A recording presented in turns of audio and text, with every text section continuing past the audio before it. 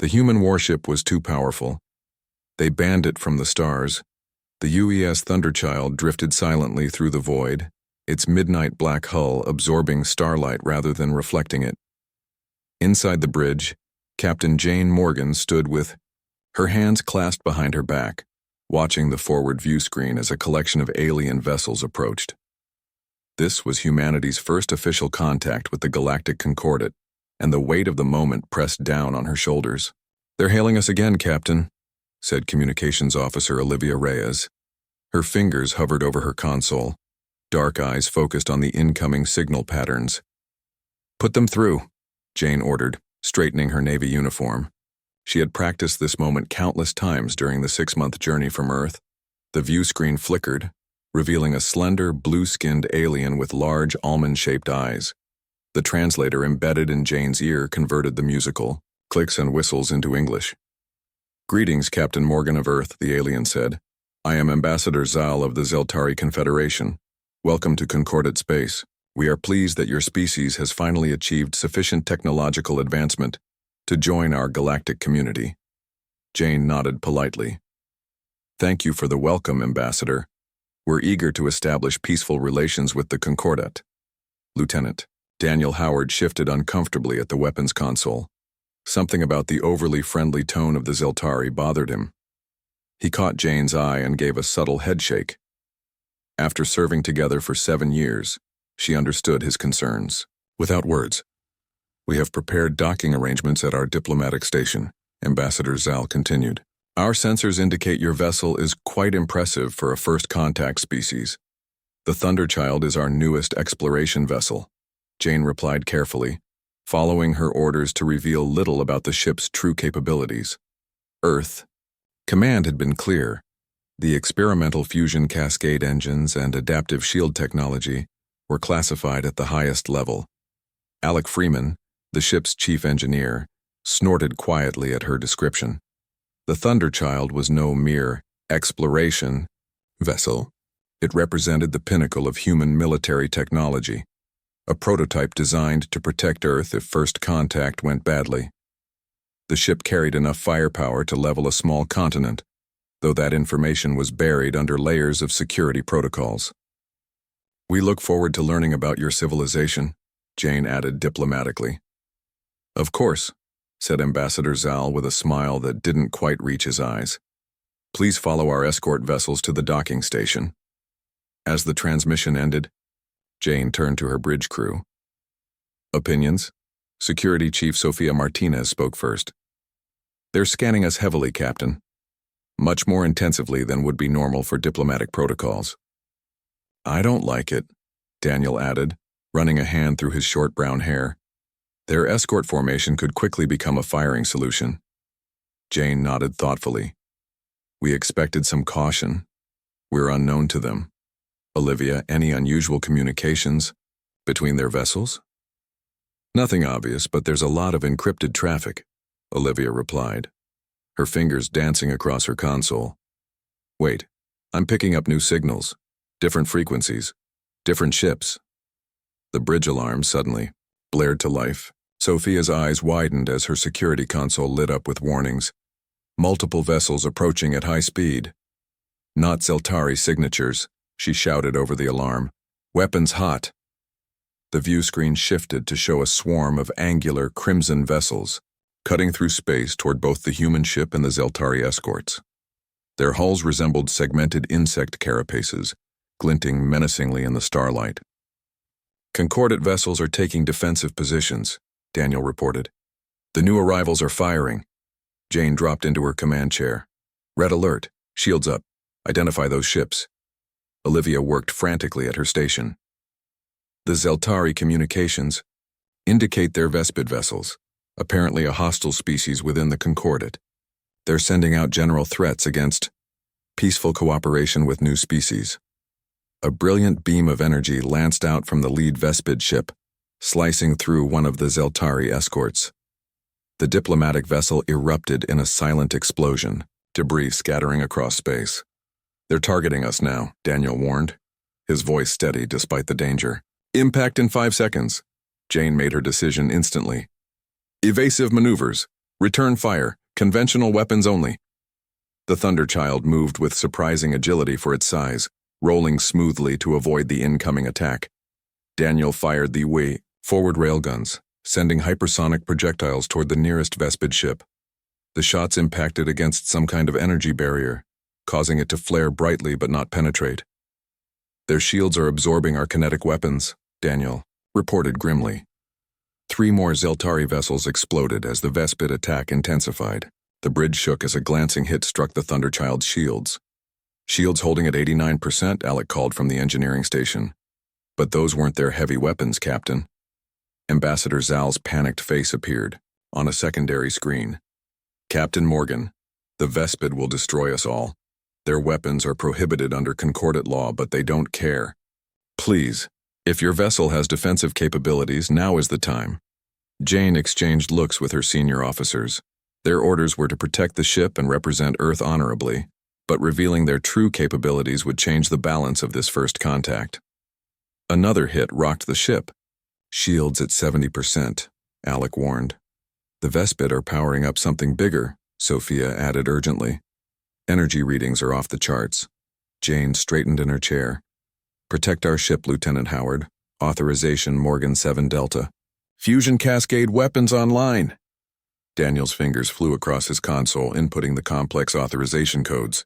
Cascade weapons online, Captain. Targeting solutions ready. Target the lead Vespid vessel only, Jane ordered. Minimal yield. Daniel nodded and pressed the firing control. For a moment, nothing seemed to happen. Then, a barely visible ripple distorted the space between the Thunderchild and the lead Vespid ship.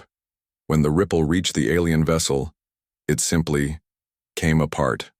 Not in an explosion, but in a systematic deconstruction, as though the bonds holding its atoms together had simultaneously decided to release. The bridge fell silent. On the view screen, the remaining Vespid ships halted their attack, seemingly frozen in shock. What did we just do? Olivia whispered. Precisely targeted cascade disruption, Alec explained quietly. The weapon creates a field that temporarily alters strong nuclear force interactions. Matter simply falls apart at the atomic level. The Zeltari ships had also stopped moving. After a tense moment, Ambassador Zal's face reappeared on screen. His blue skin had paled to an almost white shade. Captain Morgan, he said, his translator struggling to convey his emotions. The Vespid are retreating. You've saved many lives today. He paused, his large eyes blinking rapidly. But I must ask, what was that weapon? Nothing in our records indicated your species possessed such technology. Jane kept her expression neutral. We developed it for planetary defense, Ambassador. The Thunderchild is a prototype vessel testing various technologies. I see, the ambassador replied slowly. The Concordat will be most interested in discussing this technology further. His tone had changed, the friendly warmth replaced by something more cautious. Please proceed to the diplomatic station as planned. The Concordat High Council will want to meet with you immediately. After the transmission ended, Sophia turned to Jane. They're afraid of us now. Jane nodded, watching as the remaining Zeltari ships reformed their escort pattern at a noticeably greater distance than before.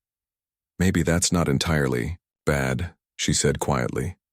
They were scanning our capabilities before the attack. I suspect they expected to find us much less advanced. Daniel frowned at his console. The escort formation has changed. It's definitely a containment pattern now. Jane returned to the viewport, gazing at the stars beyond the alien vessels. Humanity's first steps into the galactic community had just become far more complicated than anyone had anticipated. The Thunderchild had revealed only a fraction of its capabilities, and already their new galactic neighbors seemed disturbed by what they had seen. Send a coded message to Earth Command, she told Olivia. First contact proceeding, but with complications. The Thunderchild may have just changed humanity's place in the galaxy. As they continued toward the diplomatic station, Jane couldn't shake the feeling that they were no longer heading to a welcome ceremony, but to something much closer to a trial. The human warship was too powerful. They banned it from the stars. 6 months had passed since the incident with the Vespid ships. The UES Thunderchild remained docked at the Concordat diplomatic station, its crew limited to restricted areas while endless meetings took place. Captain Jane Morgan stood at the viewport in her temporary quarters, watching alien vessels come and go. Her reflection showed the toll of the past months, dark circles under her eyes and new lines on her face. A chime at her door broke her concentration. "Enter," she called. Admiral William Carter stepped into the room. His salt and pepper hair had more salt than when they'd left Earth, and his broad shoulders seemed weighed down.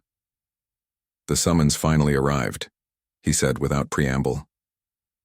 "The Galactic Tribunal will see us tomorrow." Jane turned from the window. "After keeping us waiting for half a year, how generous of them." "They've been debating what to do with us," Carter replied, settling heavily into a chair, "or more specifically, what to do about the Thunderchild." "Any word from Earth?" Jane asked. "The quantum communications array received new instructions yesterday. We're to cooperate with the Tribunal but reveal nothing about our core technologies." He rubbed his temples. "Earth Command is walking a fine line between diplomacy and security." Jane nodded. The revelation of just one of the Thunderchild's weapons had caused a diplomatic earthquake throughout the Concordat. The human ship had become both famous and infamous overnight. "Lieutenant Howard thinks we're being set up," Jane said. Carter's expression hardened. "He might be right. The Zeltari have been unusually interested in our weapons systems. Olivia has intercepted at least 3 separate scanning attempts on the ship's protected areas." A knock at the door interrupted them. Lieutenant Daniel Howard entered, his face grim. "Admiral, Captain." He greeted them with a quick nod. "The Concordat representatives are requesting a tour of the Thunderchild's engineering section." Again, Carter stood up. "Denied." Again. "I told them that, sir." The Zeltari representative implied it might affect tomorrow's tribunal decision. Jane exchanged looks with Carter. "Blackmail already?" "They're not even trying to be subtle." "We've received some interesting information from Olivia," Daniel continued. "She's been analyzing Concordat communications. It seems the Thunderchild isn't the first ship to be called before the tribunal. There's a pattern of the Concordat restricting new species technology." Carter gestured for Daniel to continue. "Apparently, the Concordat has existed for over 4,000 years, Daniel explained. They have strict treaties limiting military technology to prevent galactic warfare. Any species seeking to join must agree to technological restrictions." "Treaties we were never party to," Jane pointed out. "Exactly," Daniel agreed. "But from what Olivia has gathered, they expect all species to comply once they're aware of the treaties. Ships that don't comply are classified as prohibited vessels." The next morning, Jane and Carter led a small delegation from the Thunderchild to the tribunal chamber. The massive room was circular with 7 raised platforms for the representatives of the founding Concordat species. Hundreds of smaller seats surrounded them, filled with observers from dozens of worlds. Jane felt like she was walking into a court-martial rather than a diplomatic meeting. The human delegation was directed to a small platform in the center of the room, exposed on all sides. The tribunal elder, a tall being with gray skin and 4 arms, stood from the center platform. "This special session of the Galactic Tribunal is now in session.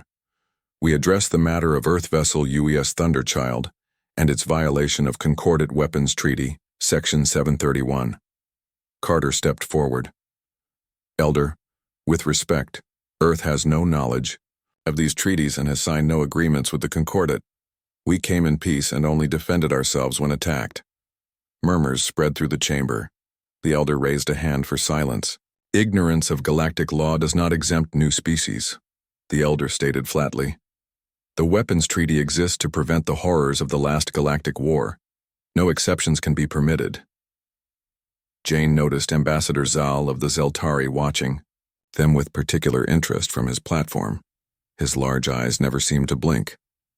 "We understand the desire for peace," Carter continued diplomatically, "but Earth has the right to defend itself. The Thunderchild acted only when the Vespid attacked both our ship and Concordat vessels." A serpentine representative rose from another platform, scales glistening under the chamber lights. "The actions of rogue Vespid elements are regrettable, but separate from the matter at hand. The human vessel used cascade disruption technology, classified as a prohibited weapon for the past 2,000 cycles. Jane frowned. How did they know the exact name of the technology? They had never disclosed those details. Communications specialist. Olivia Reyes, seated behind Jane, leaned forward and whispered urgently, "Captain, they've been monitoring our secure communications. They shouldn't know that term." Jane kept her face neutral while processing this information. She scanned the chamber, noting how many species seemed uncomfortable with the proceedings. Not everyone agreed with the tribunal's approach. The tribunal requires full schematics of the human vessel, the elder announced. All prohibited technologies must be surrendered for containment. Future human ships will be built according to concordate specifications. Carter's face darkened. That would leave Earth defenseless against threats like the Vespid attack. The concordate protects its members, Ambassador Zal interjected smoothly. Once Earth accepts these reasonable limitations, you would fall under our protection. And, if we refuse? Carter asked. The elder's expression hardened. Then the UES Thunderchild would be classified as a prohibited vessel, banned from concordate space, which comprises 87% of the charted galaxy. Earth would face trade sanctions until compliance is achieved. As the tribunal continued, debating engineer Alec Freeman slipped into the chamber and made his way to Jane. His normally calm face showed rare agitation. "Captain," he whispered. "Someone attempted to breach the Thunderchild's secure systems during the night. They were trying to access the Cascade weapon schematics." Jane clenched her jaw. "Do we know who?" "The trace leads back to Zeltari Security Networks," Alec replied quietly. "And there's more. I found unusual energy signatures around our ship.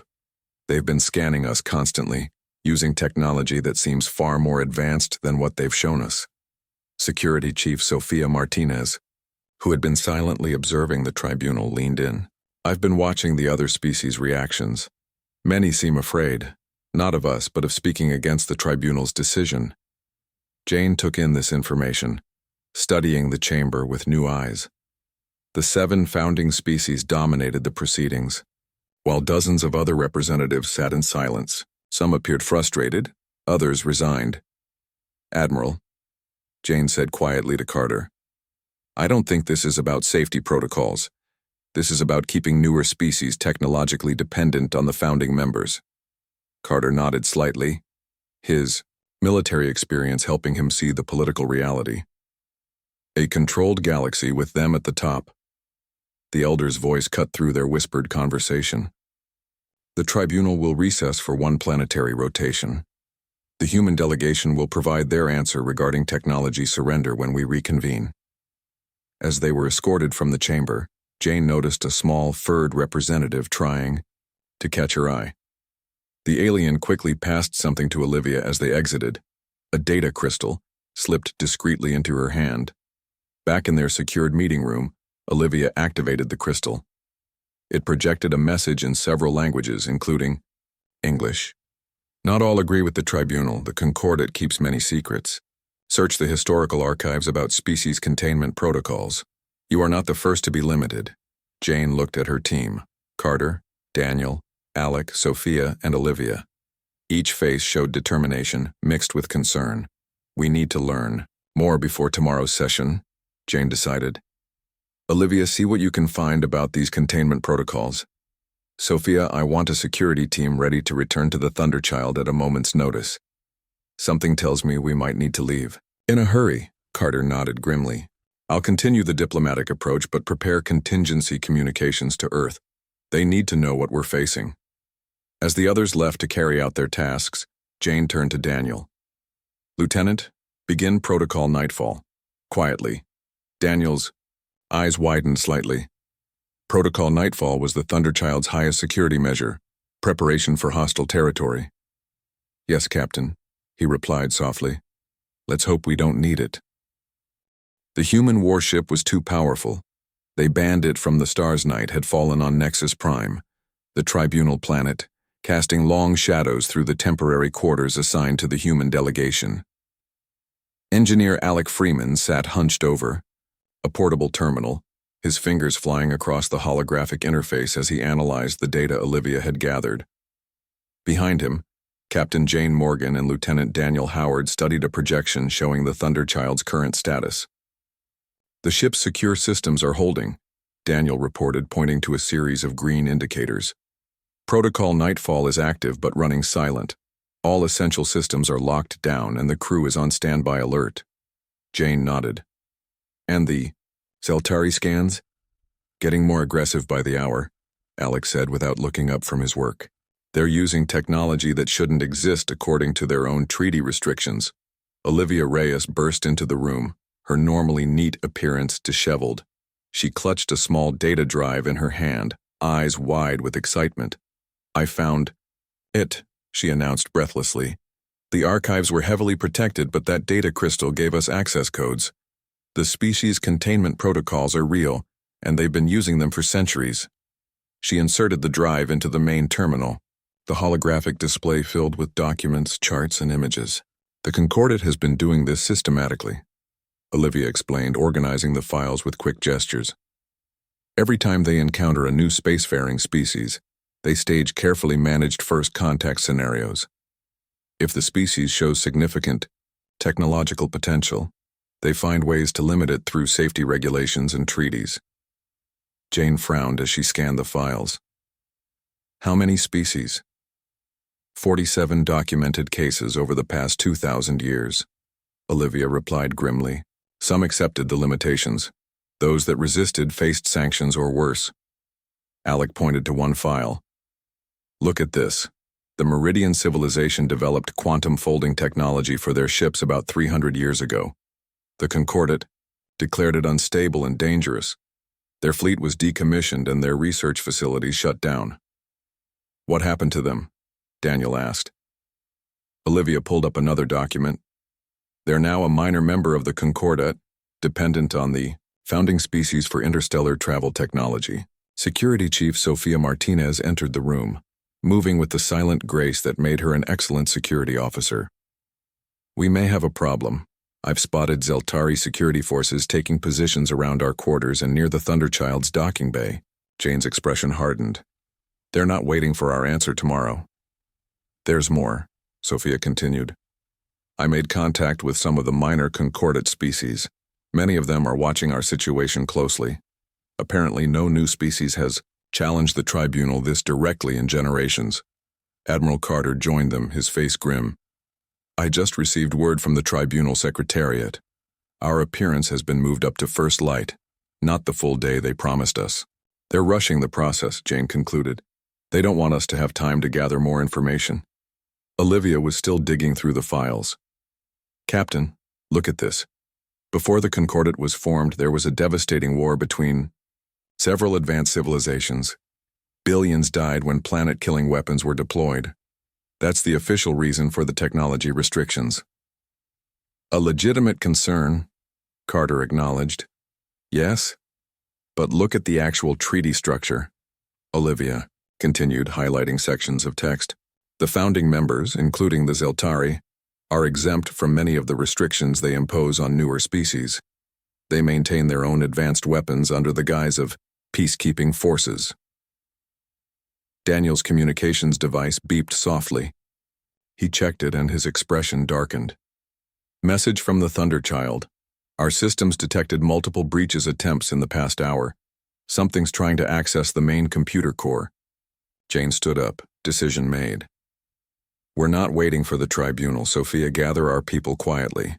We're returning to the ship now." "What about diplomacy?" Carter asked, though his tone suggested he already knew the answer. "We'll maintain diplomatic channels," Jane replied, "but from a position of security. The Thunderchild isn't safe here, and neither are we." They moved quickly, gathering only essential items. Sophia led them through service corridors, avoiding the main passages where Zeltari security had positioned themselves. They encountered few others at this late hour, though Jane noticed some smaller alien species watching them pass, their expressions unreadable. When they reached the docking bay, they found 2 Zeltari guards stationed at the Thunderchild's main airlock. "Alternate entry point?" Jane whispered to Sophia. The security chief nodded. Maintenance hatch on the underside. It's how I got back to our quarters earlier. They circled around to a lower-level access tunnel. Sophia quickly disabled the security monitors, giving them a brief window to reach the ship undetected. One by one, they climbed through the maintenance hatch and into the Thunderchild's cargo bay. Once aboard, Jane activated her command override. All hands battle stations, prepare for immediate departure. The ship hummed to life around them as crew members rushed to their posts. On the bridge, Jane took her command chair while Daniel, Alec, Sophia, and Olivia assumed their stations. Ship. Status? Jane asked. All systems green, Alec reported from engineering. Protocol Nightfall maintained system integrity during our absence. No successful breaches detected. Multiple Zeltari vessels moving to blocking positions. Daniel warned from tactical. They know we're powering up. Jane turned to Admiral Carter. Your orders, sir? Carter stood straight, every inch the Earth Fleet commander. Captain Morgan, you are authorized to take all necessary measures to protect this ship and return it safely to Earth. The diplomatic mission is suspended until further notice. Jane nodded and faced the forward view screen. Lieutenant Howard, defensive systems only. Olivia, open a channel to station control. The station controller, a nervous-looking Zeltari, appeared on screen. Human vessel, power down immediately. You have not been granted departure clearance. This is Captain Morgan of the UES Thunderchild. We are exercising our right to diplomatic immunity and departing your station. Any attempt to prevent our departure will be considered a hostile action. The controller sputtered in protest, but Jane cut the transmission.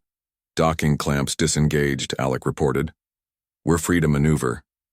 Take us out 1/4 thrust, Jane ordered the helm officer. Keep our weapon systems in standby mode, only. The Thunderchild backed slowly away from the docking port. Immediately, alarms began blaring throughout the station. On the tactical display, multiple Zeltari security vessels moved to intercept them. They're powering weapons, Daniel warned. Shields, up, Jane commanded. Continue on course, no provocative actions. The ship cleared the docking structure and accelerated toward open space. Ahead, a formation of 7 Zeltari vessels blocked their path. Incoming transmission, Olivia announced. Ambassador Zal's face appeared on screen, his usual calm demeanor replaced with cold anger. Captain Morgan, your actions constitute a direct violation of tribunal authority. Power down your vessel and prepare to be boarded, or we will be forced to disable your ship. Jane met his gaze steadily. Ambassador, we have detected multiple, unauthorized attempts to access our secure systems. We have also discovered evidence of your systematic suppression of technological development among new species. We are returning to Earth to report these findings. You have no proof that would stand before the tribunal, Zal snapped. Perhaps not, Jane agreed. But we have enough to know that the Thunderchild isn't safe here. Now I suggest you clear a path.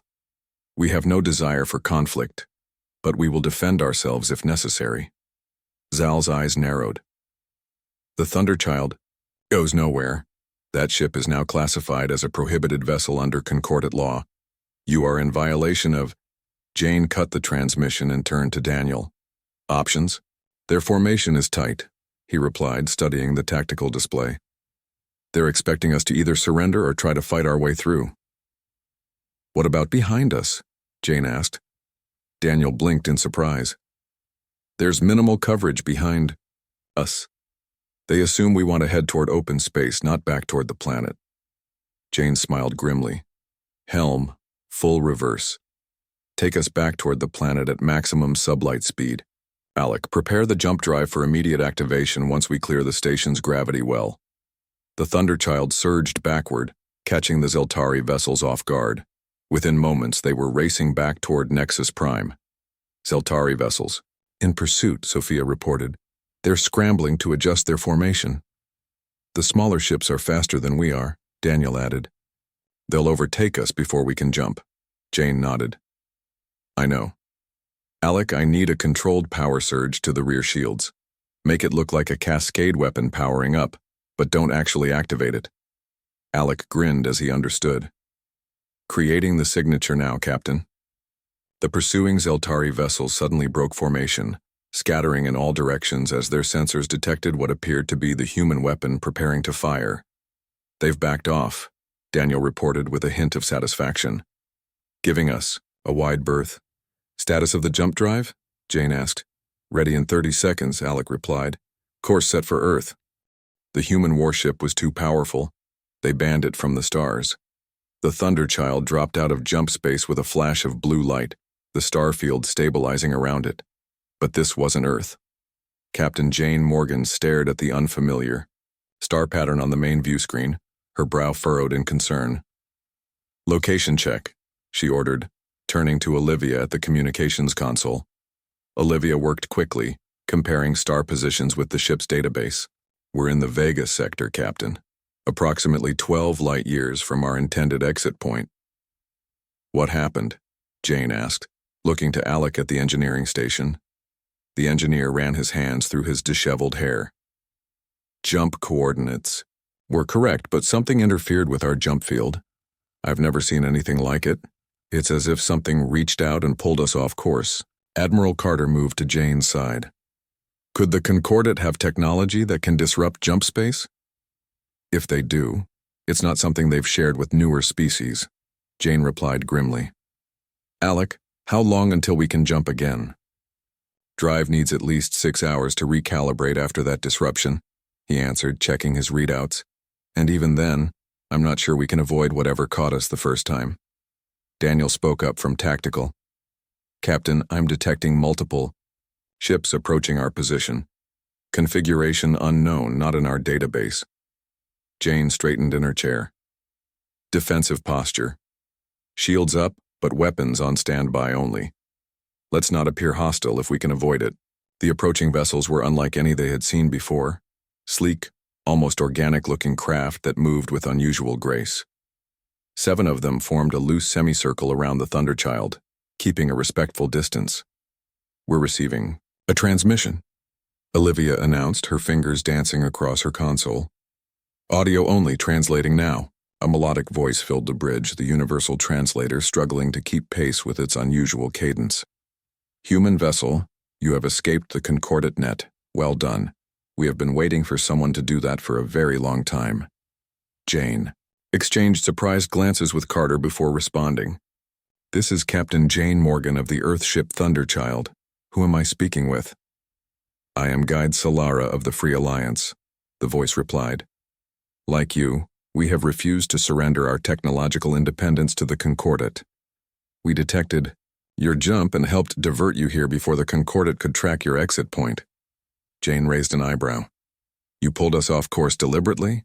"A necessary precaution," Solara explained. "The Concordat has sensor arrays throughout this sector. Had you continued on your original course, they would have found you within hours. We offer temporary sanctuary while you consider your options." Sophia moved closer to Jane and spoke quietly. "Could be a trap, Captain." Jane nodded slightly, acknowledging the concern. "Guide Solara, while we appreciate your assistance, we need to return to Earth as soon as possible to report what we've discovered about the Concordat." "Of course," Solara replied, "but you should know that the Concordat has already sent messages ahead to your system. They've officially classified your vessel as prohibited under galactic law and are demanding its surrender. All hyperspace lanes to Earth are being monitored." This news sent a ripple of tension through the bridge crew. Admiral Carter's expression darkened. "How do you know this?" he demanded. "We have our sources within the Concordat," Solara answered. "Many minor species sympathize with our cause, but cannot openly defy the founding members. Captain Morgan, your ship's stand against the tribunal has created quite a stir. Many are watching to see what happens next." Jane considered their options. "Guide Solara, I propose a face-to-face meeting. Choose a neutral location where our delegations can talk safely." After a moment's pause, Solara agreed. "There is an uninhabited moon in this system. We can meet there in 3 hours, sending coordinates now." Once the transmission ended, Jane called her senior officers to the briefing room. They gathered around the table, faces tense with the weight of their situation. "Options?" Jane asked, looking around at her team.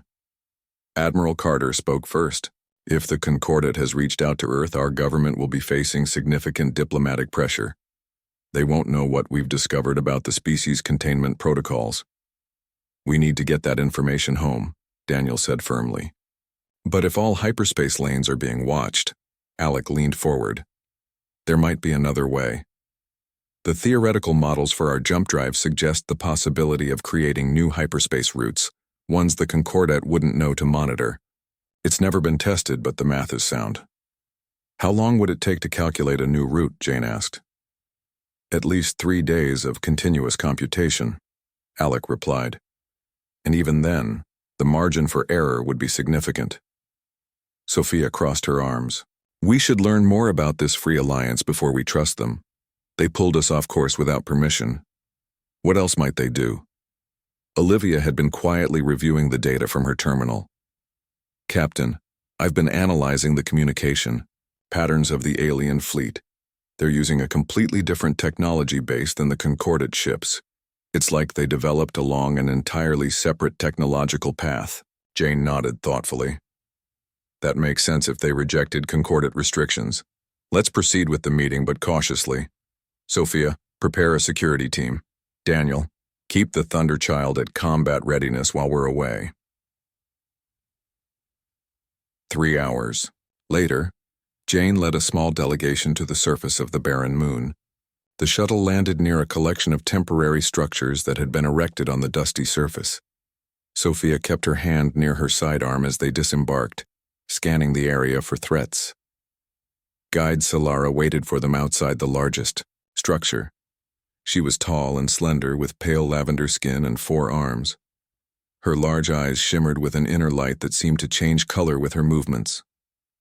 Captain Morgan, welcome, she greeted them, making a graceful gesture with her upper arms. Please join us inside where we can speak comfortably. The interior was sparsely furnished but comfortable. Representatives from 6 different species waited inside, each as unique as Solara. Jane recognized none of them from her time at the Concordat station. The Free Alliance, Solara explained, indicating the gathered aliens. We are all species who developed technologies the Concordat deemed too dangerous or disruptive. Rather than surrender our advancements, we chose independence. How long have you existed? Carter asked. In various forms, nearly 500 years, answered a stocky reptilian being with overlapping scales. I am Drez of the Kalthari. My people developed self-replicating nanite technology. The Concordat demanded we destroy all research and submit to their safer alternatives. The Concordat maintains power by keeping advanced technology in the hands of the founding members, added another alien, this one floating slightly above the floor. They use fear of another galactic war to justify their control.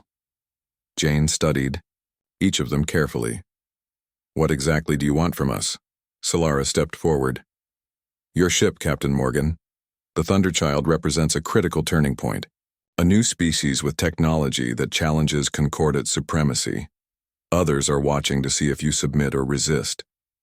We have no intention of submitting, Jane assured them.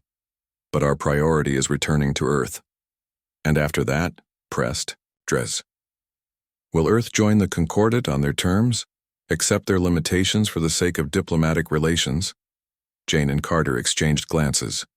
It wasn't their decision to make, but they both knew what would likely happen if Earth's government didn't have all the facts. We discovered the species containment protocols, Jane said. We know the Concordat systematically suppresses technological development among new species. This revelation caused excited murmurs among the Alliance members. You have proof? Solara asked, her eyes brightening. Olivia stepped forward, holding a data crystal. We downloaded files from their historical archives. The reptilian Drez made a sound like grinding stones. This could change everything. If other species learned the truth. We propose an exchange, Solara said. We will help you create a safe route back to Earth, one the Concordat cannot track. In return, you share your evidence and consider joining our alliance against Concordat suppression. Jane considered the offer. I can share the evidence and bring your proposal to Earth's government. That's all I can promise right now. Solara nodded. Fair enough, Captain. There is one more thing you should know. The Concordat has issued a galaxy-wide alert. The Thunderchild is now officially listed as a Class 1 prohibited vessel, banned from all concordate space and affiliated territories. Carter's eyebrows rose. Class 1? What exactly does that mean? It means, Solara replied, gravely, that any concordate vessel is authorized to disable or destroy your ship on sight. No warnings, no attempts to capture. The Thunderchild has been deemed too dangerous to exist. The words hung heavy in the air. Jane felt the weight of responsibility pressing down on her shoulders. Her ship and crew were now marked targets across most of the known galaxy. How soon can we implement this alternative route home, she asked. We can begin calculations immediately, Solara answered. Our scientists will work with your engineer to develop a viable path. As they continued their discussions, Jane's communicator chirped urgently. It was Daniel calling from the Thunderchild. The human warship was too powerful. They banned it from the stars. Jane and her team raced back to their shuttle. The news of approaching Zeltari vessels sending a surge of urgency through them all. The meeting with the Free Alliance had ended, abruptly, with Guide Solara and her representatives quickly gathering their equipment. How did they find us so quickly? Carter demanded as they boarded the shuttle. Unknown, Admiral, Sophia replied, taking the pilot's seat. But they were clearly tracking us somehow. The shuttle lifted off, accelerating toward the Thunderchild, which hung like a dark star against the void. Jane opened a channel to the ship. Daniel, status report, she ordered. 5 Zeltari vessels approaching from the system's edge. Daniel's voice came through clearly. They're moving in attack formation, ETA 7 minutes. Prepare for immediate departure, Jane instructed. Have Alec ready the jump drive, even if it's not fully recalibrated yet. As their shuttle approached the Thunderchild, Jane noticed another vessel keeping pace with them.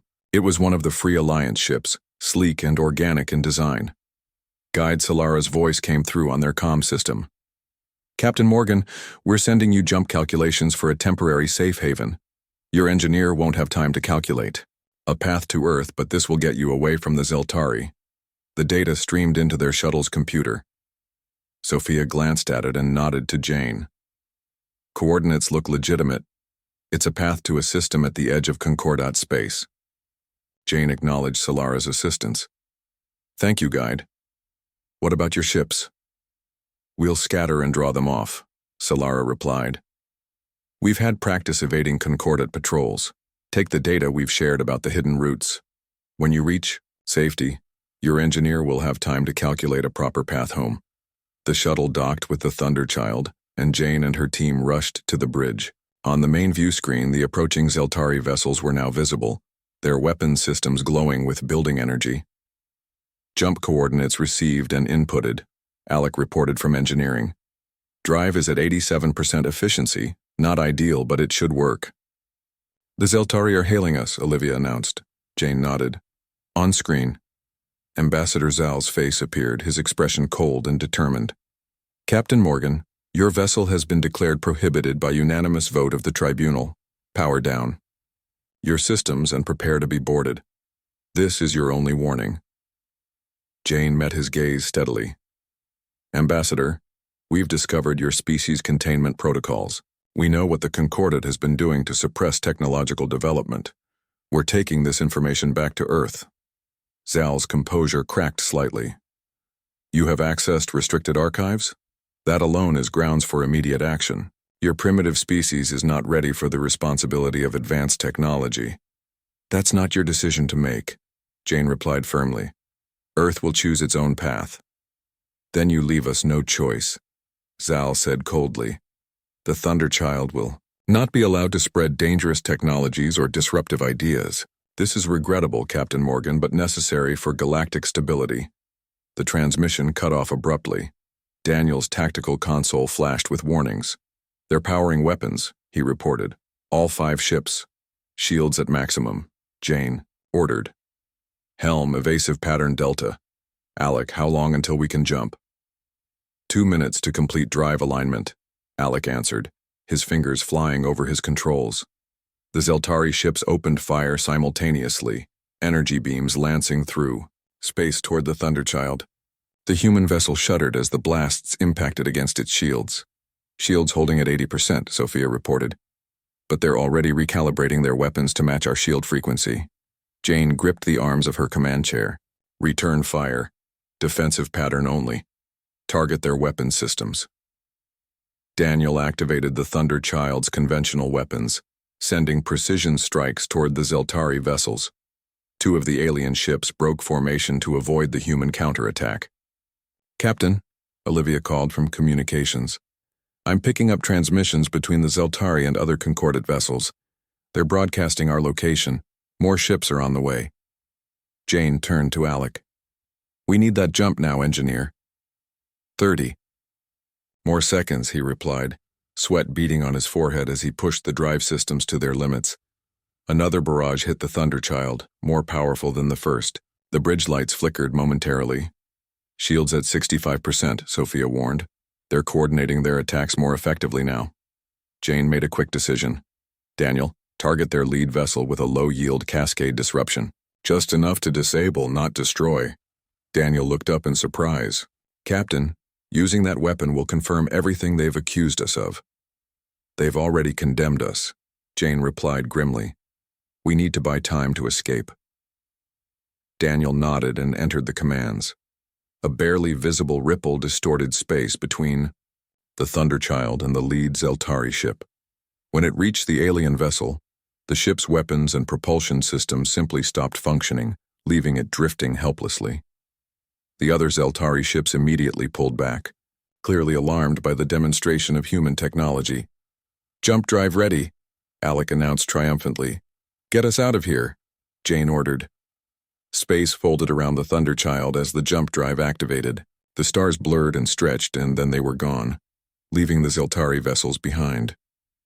The jump lasted only minutes before the Thunder Child emerged in a different system, a dim red star casting a bloody light over a field of asteroids and planetoids. "Position check," Jane requested, scanning the unfamiliar starscape. "We're at the coordinates the Free Alliance provided," Olivia confirmed. "Near the edge of mapped concordate space. No signs of pursuit yet." Jane allowed herself a small sigh of relief. "Damage report?" "Minor systems damage only," Sophia reported. "Shields are regenerating. We were lucky." "Not luck," Carter said quietly. "They weren't trying to destroy us outright. They wanted to disable us and capture the ship. They want our technology, not our destruction." Alec approached from his engineering station, holding a data pad. "Captain, I've begun analyzing the route data from the Free Alliance. It's remarkable. They've mapped dozens of unexplored hyperspace pathways that the Concordate doesn't monitor." "How long to calculate a secure route to Earth?" Jane asked. "With this head start, perhaps 36 hours, Alec replied. "But Captain, there's something else. These calculations could potentially create a completely new hyperspace lane, one that would connect Earth directly to Free Alliance territory, bypassing Concordate space entirely." Jane shared a meaningful look with Carter. "A back door into the galaxy that the Concordate couldn't control."